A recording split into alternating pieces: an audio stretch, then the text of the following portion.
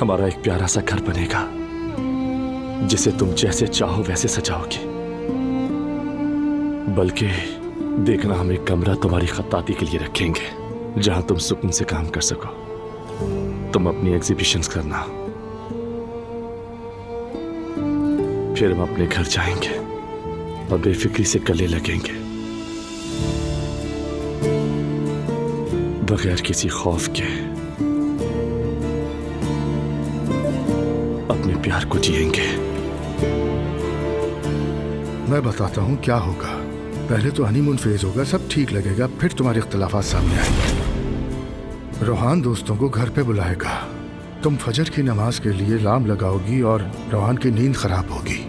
तुम नमाज पढ़ोगी, वो गिटार बजाएगा, तुम दोनों के दरमियान कोई हम आहंगी नहीं होगी। मैं जानता हूँ अभी तुम उसके साथ इस वक्त मोहब्बत में हो, इसीलिए तुम्हें हकीकत अभी समझ नहीं आ रही मेरी बच्ची।